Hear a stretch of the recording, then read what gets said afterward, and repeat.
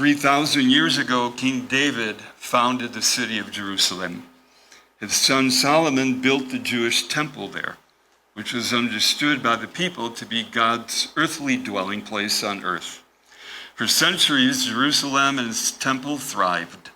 The city earned a reputation for being God's city, protected by God against all danger, kind of a fortress of God.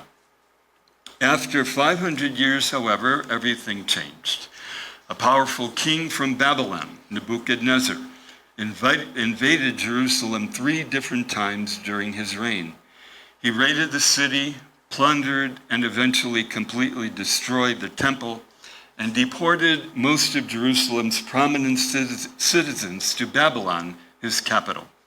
The people who had inhabited the city of Jerusalem, the people of Judah, came to realize that their image of Jerusalem as indestructible simply wasn't true.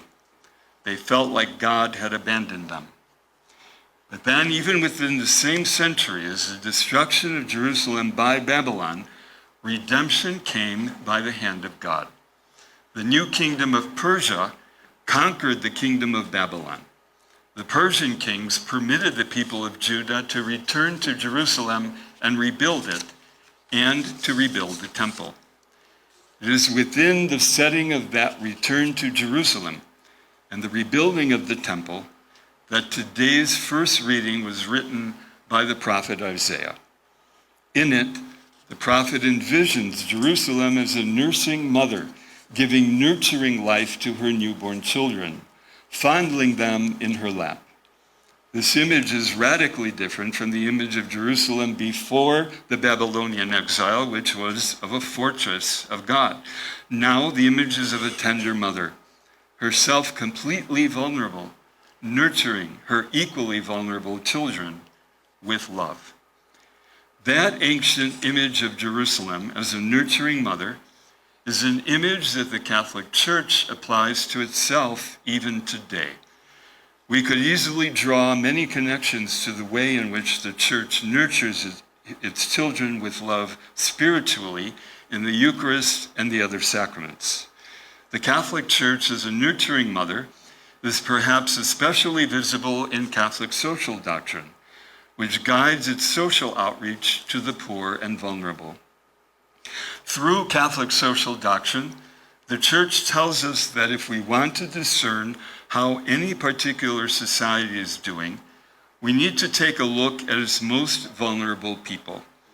No matter how wealthy a society may be, or how well its mainstream members are doing, if the most vulnerable in any given society are not doing well, if they are oppressed or excluded in any way, then the society as a whole is not doing well.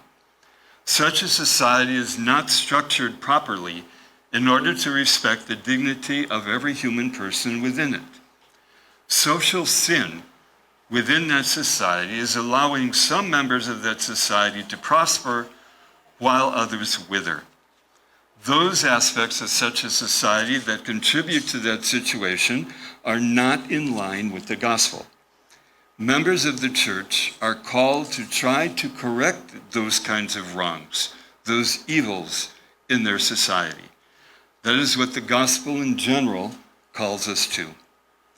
The gospel passage from today's Mass is one example of exactly that. Jesus appoints the 72 to go out like lambs among wolves, extending the peace of Christ. The primary mandate the 72 are given is to cure the sick in each village. In other words, the disciples are invited to focus their attention on the most vulnerable in every village they visit. This is exactly in line with modern Catholic social doctrine.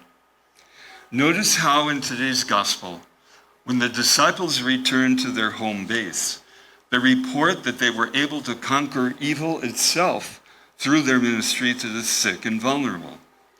Curing social ills in the name of Jesus for the glory of God, according to the mandate of the gospel, brought about divine peace.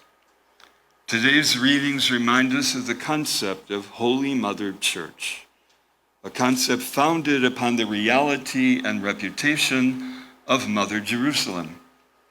As Holy Mother Church fondles its offspring in her lap, nurturing and guiding them, may we disciples also follow her example by the call of our baptism, nurturing, caring for, guiding all people to the life and to the peace that all people are promised by their Creator.